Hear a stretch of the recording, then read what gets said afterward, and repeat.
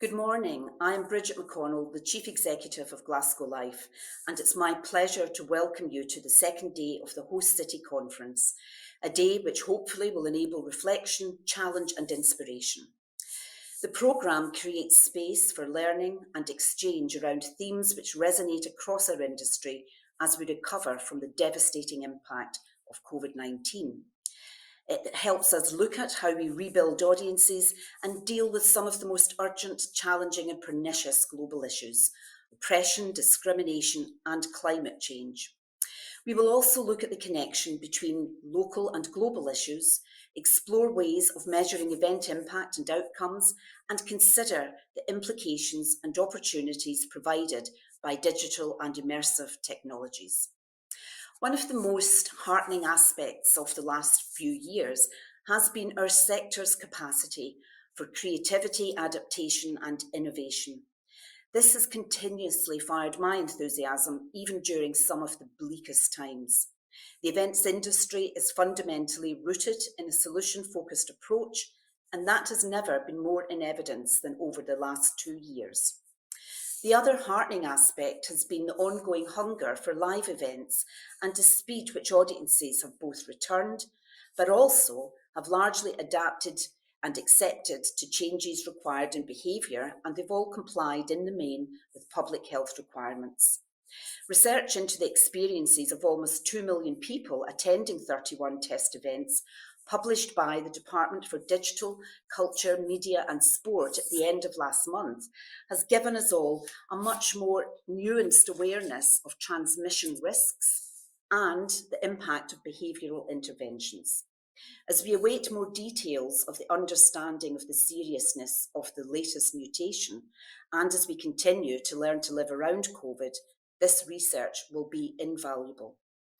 Another feature which has given me grounds for optimism is the level of state support for the events sector during the pandemic. Despite huge demands from every other sector, not least of all the NHS, here in Scotland and the wider UK governments and their national agencies have given tens of millions of pounds in events industry support grants alone. And at local authority level, councils have also supported staff posts, venue infrastructure, programmes and communities from within their own depleted budgets. Again, despite pressures on social care and education budgets in particular. I should, of course, qualify this by saying that there will never be enough money to address the scale of the challenge, particularly given the number of self-employed people working across the events, culture and sport supply chain.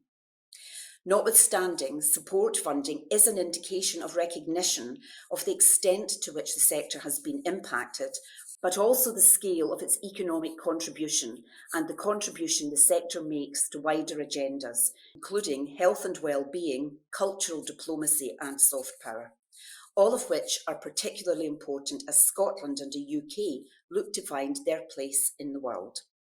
Indeed, early on in the pandemic, the Scottish Government and Events Scotland set up an events industry advisory group to advise government of the industry's needs during the pandemic.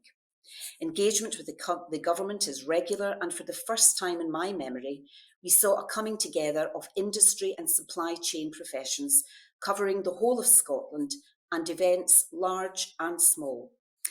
The Events, Health and Wellbeing Working Group, which I chaired, enabled and supported by Visit Scotland and Events Scotland, commissioned new research by Wave Hill Consultancy into the previously unrecorded health and wellbeing impacts of events on our communities, the result of which will hopefully influence future events policy here in Scotland well into the future.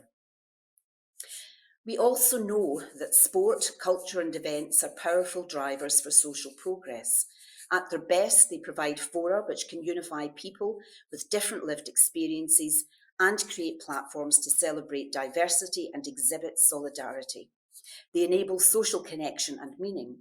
They can transcend symbolism and nudge wider attitudes and behaviours in progressive directions.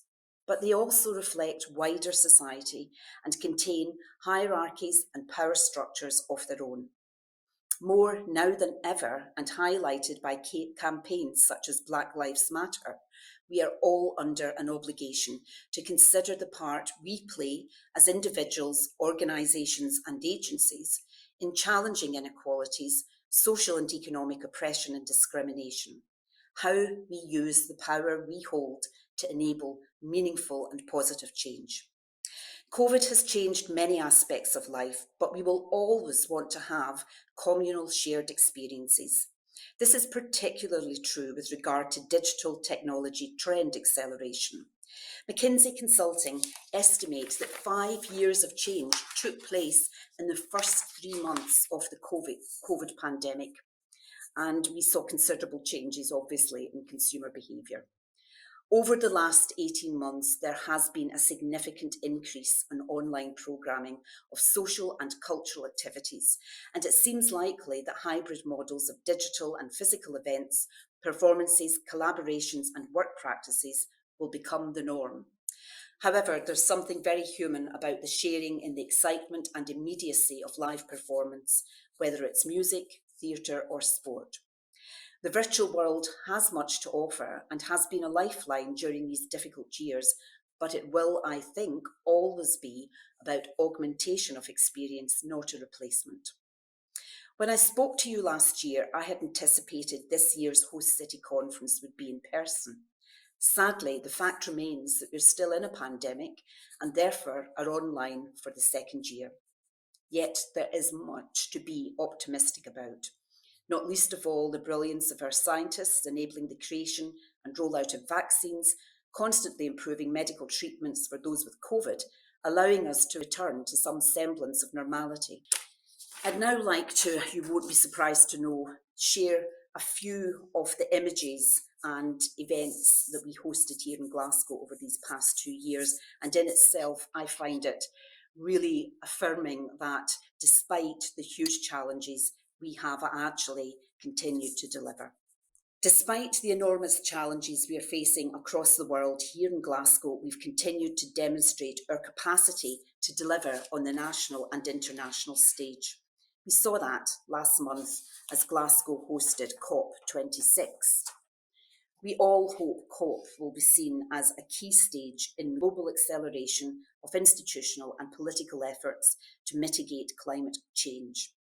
As the poet Wendell Berry has said, we all have the earth in common. Over 19 days in January, February this year, we delivered our hugely successful Celtic Connections Festival totally in digital format. With over 30 specially commissioned projects and performances featuring 100 artists filmed across many of Glasgow's best loved venues.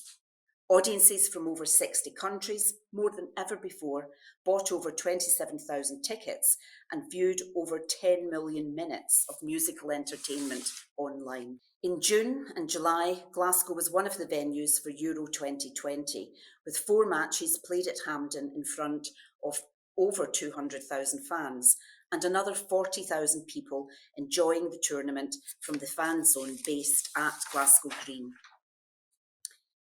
In July, we had the Merchant City Festival with live performances, street events and stalls attracting over 3,000 people to the event.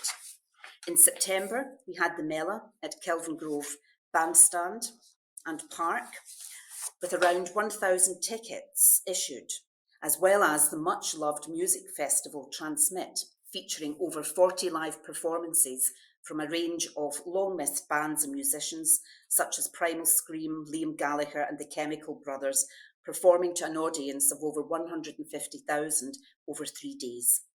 What all of these events demonstrated in spades was the longing and enthusiasm for live events and how in a post-pandemic world these events can be delivered safely and to a very high quality. We in Glasgow, of course, have much to offer in the next stage of our evolution, with more global firsts, not least the UCI Cycling World Championships in 2023. And, as recently announced, the World Athletics Indoor Championships in 2024. 2022 also sees the UK-wide Festival of Creativity unboxed, supported by the UK, Scottish, Welsh and Northern Irish governments, kicking off in March and bringing astonishing creative fusions across science, technology, engineering, arts and maths events across the whole country. Project Dandelion will celebrate Scotland's traditions of sowing and harvest with a series of grow your own food projects taking place across the country as part of the £120 million Unboxed Festival, which will be the UK's biggest ever celebration of culture in 2022. However, a project close to my own heart, which has felt very much a labour of love these past few years, will be opening in 2022. In the spring, we will see the much anticipated relaunch of the Burrell Collection Museum. The astonishing collection and museum building, which heralded Glasgow's launch as a city of culture in 1983, is now supported not only by Glasgow City Council, but the Scottish and UK governments, the National Heritage Lottery Fund, and many other major donors, foundations and trusts will herald Glasgow's relaunch post-pandemic as a world city of culture and a world leader in cultural and events tourism. I said over 3 years ago that in future people will come on their holidays to Pollock Park, Glasgow, which is home to the Burrell Collection, Pollock House, the famous Highland cows, nature trails and cycle routes. And this reopening of the Burrell and the recently awarded UK government funding for redevelopment of the old stables block make this previously regarded wild assertion something now not only achievable but desirable. As we come to the end of another year, we should all reflect on how far we've all come and just how resilient, creative and adaptive the events industry is. So all that remains for me now to say is a very happy, healthy and peaceful Christmas from Glasgow, and we look forward to welcoming you all in person in 2022. Thank you.